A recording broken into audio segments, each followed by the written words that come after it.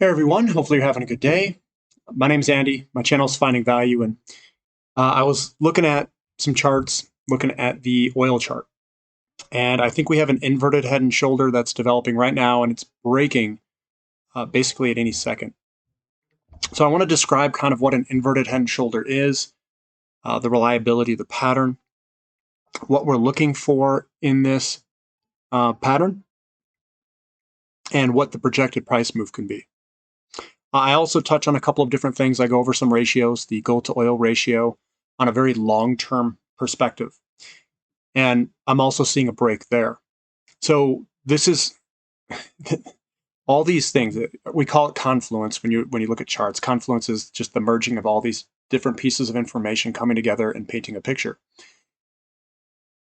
And I wanted to share this with everybody. I'm pretty excited because these are some potential big moves that are in front of us. So I'm gonna throw this down, and again, this is just my financial opinion. Check it out here. I'm gonna first describe what an inverted head and shoulder is. So here's an inverted head and shoulder. We've got a shoulder, a head, and a shoulder with a neckline. And what we do is we break through it. We do a little pullback. We don't want to go all the way back and touch the neckline, and then we roll on higher. The projected move of the pattern is from the neckline down to the top of the head. Then you go and take this height and put it at the breakout point where the neckline is and project it upward. That is the target that this pattern is going to project upward. So the reverse head and shoulders pattern offers a good performance on a bearish trend. So what that means is we've got a bearish trend coming down and we reverse it with the bottom being the inverted head and shoulders. In 98% of the cases, there is an upward exit. These are the statistics. In 97% of the cases, there is a pursuit of the bearish movement at the breakout of the neckline. So the neckline, there's a bearish pursuit after that it comes down a little bit. That's what it does right towards the neckline. In 74% of cases, the target of the pattern is reached once the neckline is broken. In 74% of the cases, 3 out of every 4, the target of the pattern is reached when the neckline is broken. In 52% of the cases, a pullback occurs on the neckline. So half of these, they occur on the neckline. The trend before the formation of the reverse head and shoulders is long, then the upward movement at the breakout of the neck shall be strong. The movement prior to the formation of the reverse head and shoulders is brutal. The upward movement at the breakout of the neckline will be very important. Patterns with a descending neckline will give a better performance. So I want to show you the pattern here. This is oil. This is the pattern that I'm looking for the reverse head and shoulders. It is a shoulder, a head, and a shoulder is developing here. And we want to see this punch through. What we have for price projections are these black lines that I put up here. If you were to take the neckline here and project it down, you get one area here and another one here. If you use the total move lower, it's this guy here. And then if you use this guy where I put the line there, it's this projected move. As you can see, the projected move on a logarithmic chart is off the page, and I don't even know how high that is. It's probably like $1,000 or more. I don't know. But that's the projected move. I don't know. I mean, it's way off the page. And looking at this and that projected move, the statistics, if you break the neckline, which is where we're at right now, is if you break it, it's a 75% chance of hitting the target. So I just wanted to say that. And I've got the inverted head and shoulders here. Left shoulder, head, right shoulder. We've got the neckline here. It's basically the same pattern as this over here, to the T as far as I can tell. It even has the measured target where the head is, projecting upward. And there's your target. It's the same thing that we have going on over here that I have drawn. And I just want to touch on a couple of other things. I think it's probably going to obviously go far higher. We've got the CRB to S&P 500 bottoming and moving up. So CRB index is outperforming the S&P 500 recently, and we're coming from a very low valuation, which means that commodities have to reprice themselves far higher, giving it evidence that this could go all the way to the top. It's possible. 75% possible. It also is showing that the gold to monetary base hasn't accounted for anything, which means that the oil price itself is going to get drastically repriced higher as this resets itself over time, which makes sense. I've got a Dow to gold ratio right in the middle here. We were in this channel for a long time. We went off the gold standard and we went into this violently, we'll call it volatile period on the dollar. And I think this is probably going to come all the way back down and touch the bottom of this channel at below a Dow to gold ratio of 1, wherever that is. $15,000 gold, $20,000 gold, $10,000 gold. I don't know which one. We've got the real estate to gold ratio that I wanted to touch on real quick. We've been going back and forth. And real estate is cheap in comparison to gold. Doesn't mean that this is going to rocket higher. It could compress even further downward if gold outperforms dramatically, which means that gold and silver and platinum could buy a lot more house in the future, potentially. Could. And then I've got some other stuff on the corner here, and this is a pretty profound chart in my opinion. I think this is an excellent chart. So this is the oil to gold ratio all the way back to 1940s. It was in this very tight range, and then we started going all over the place after 1971 when we went off the gold standard. And we've been going all over the place. And I just want to go in here and say that from 2008, you draw the trend line in. The pattern, it's a descending wedge pattern. We just broke out to the upside of this oil to gold ratio, signaling that we could potentially have oil outperform gold. And we are entering basically a commodity bull market, because that's when this ratio enters a commodity bull market. We are coming from the lowest valuations that I've ever seen and that anyone has ever seen in their entire life, the valuations down here, which would mean that that would be the best buying opportunity of all time for oil. Looking at the oil to stock ratio, this is oil to S&P 500. You got the downtrend line. That ratio is breaking to the upside just now.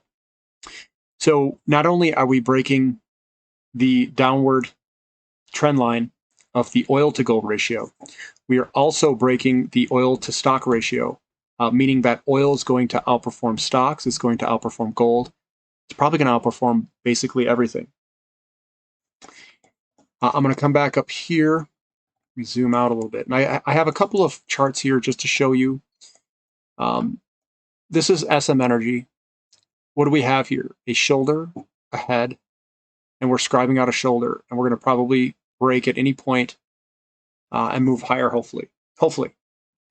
So this could potentially be a inverted head and shoulders on a brutal bear market that SM Energy has gone through. And hopefully we continue higher here, where this validates the inverted head and shoulders, and I don't see why it wouldn't. I have another one, Crescent Point Energy, that I recently purchased.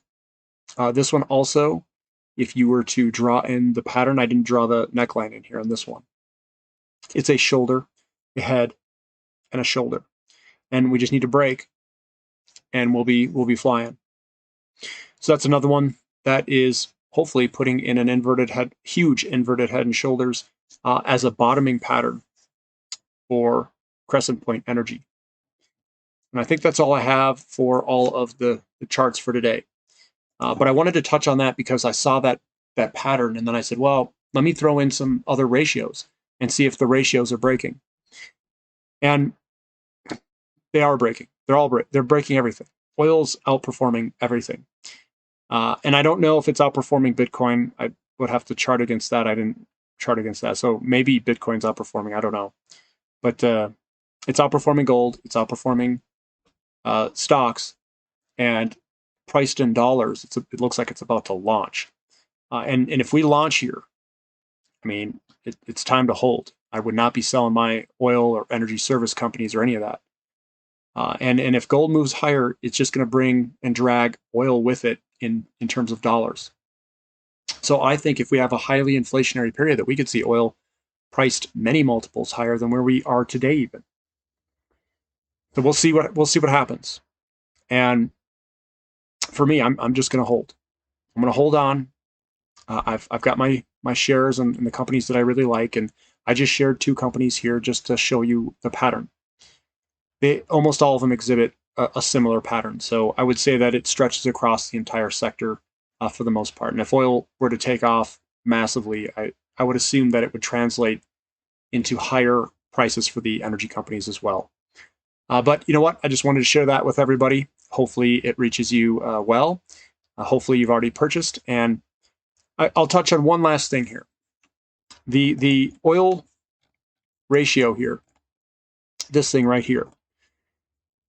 When you start investing, and I use ratios to value commodities against commodities or asset versus asset, when you see something like this, like an opportunity, you have to jump on it.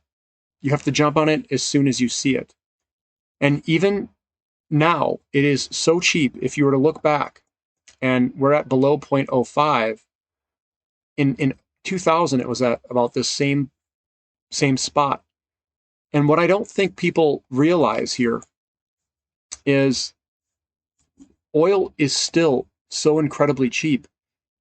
And so is gold in relationship to the monetary base, that if these things move at all, and let's say gold gets revalued $1,000 higher, and the oil to gold ratio compresses a whole bunch, and breaks out of the pattern that's behind me there, guys, this stuff can go massively higher. And people aren't ready for it. They're not thinking about this. They're not prepared for it. And I don't know where the stopping point is. I don't know where the max pain is. I don't know what's going to happen. I don't know exactly what price this is going to go to. What I'm telling, all I know is we're breaking the patterns, and they're all going to the upside, and we're breaking against multiple assets. So this is about as bullish as you can get. And we are still at very good ratios in terms of how low they are in comparison to history. And I know people, they'll look at something and they'll say some company's gone up a 20-fold increase or a 10-fold increase, and they'll say, I think I missed the boat. And what's crazy here is we're still cheaper in the oil to gold ratio.